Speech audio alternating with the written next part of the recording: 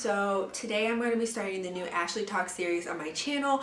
I'm really excited to start this because I really want, when I kind of came back to YouTube like a month and a half ago, and I really wanted to make an effort to do YouTube again, I wanted to make my channel more like holistic and not just focus solely on like beauty and hair, which is like going to be a major focus on this because I only plan on doing videos of this like in this series about once a month or so.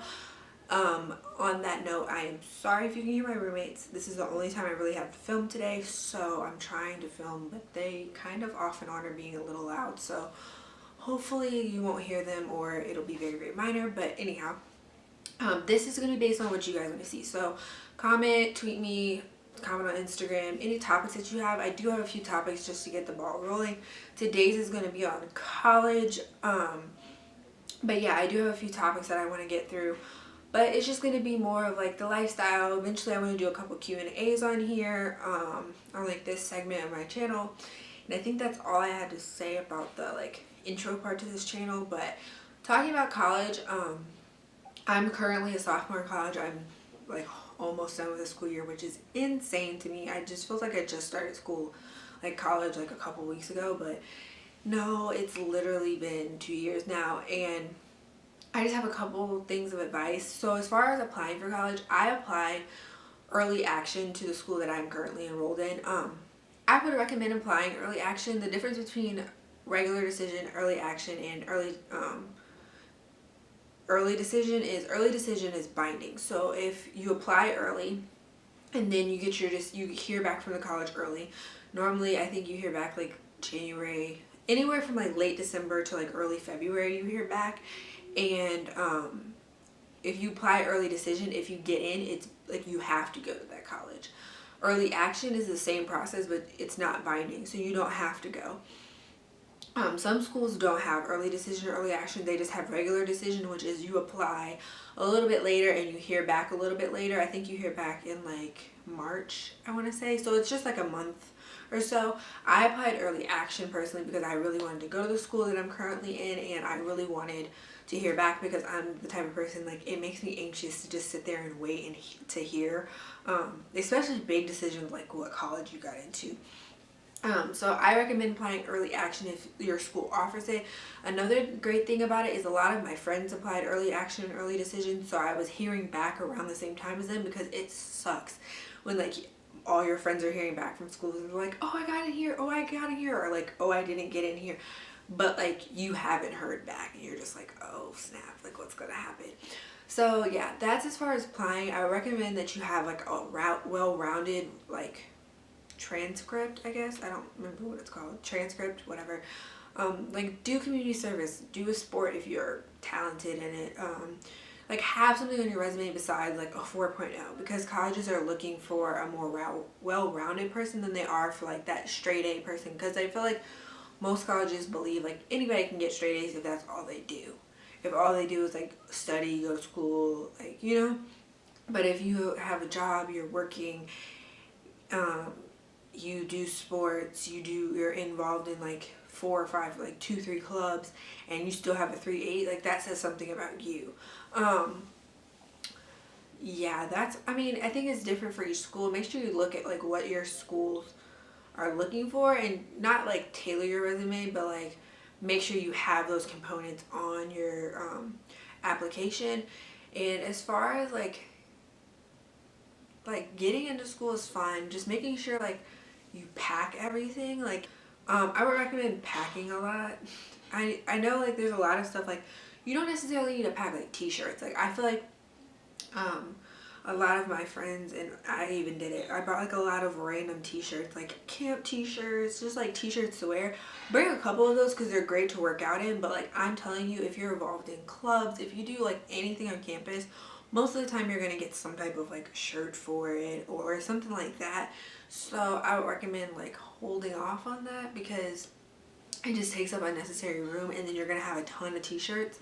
Like leave them at home, because I sometimes wish I had more t-shirts at home, because it'd be easier when I go home. I wouldn't have to like bring t-shirts with me, which is why I left some there. But anyhow, definitely pack like when your school sends you. I know at least my school sent me like like once I accepted, like I got my acceptance letter, and once I confirmed that I wanted to go there, they sent us like a package, like a welcome package, and I want to say it had like a what to bring to school and like what you're not allowed to bring to school. Bring everything that they say they like recommend, because literally like you don't think you're gonna need it. Like it'd be like dumb stuff that you're like, I would never need that, but then you do. And most of the time, at least for me, I don't live near my home. It's a 10-hour drive. It's like a 9 to 10 hour drive or an hour flight. So there's no like, oh, I'm going home for the weekend situation. So I have to buy everything myself. So like I would recommend, if you can get it while you're at home, or if your parents bring you to school, like bring you to college and they're shopping with you like that weekend or whatever, like do it then. Get it done. Buy it, store it. Look for creative ways to store stuff. I think I might do a whole like, well, I don't really know because I don't really have a dorm room right now, so I feel like I have way more space because now I'm in an apartment.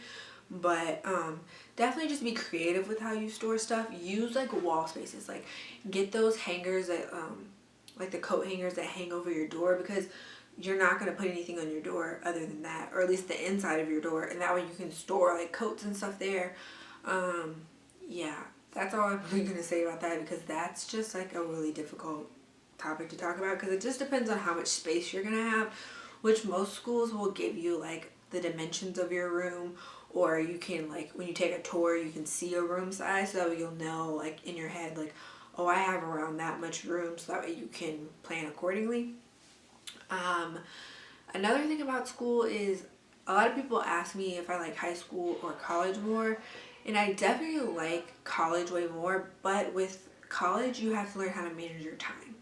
So with that, you can't just like, I feel like a lot of people make the mistake of college, they just blow off studying. They're like, oh, I'll study later, I want to go to this party.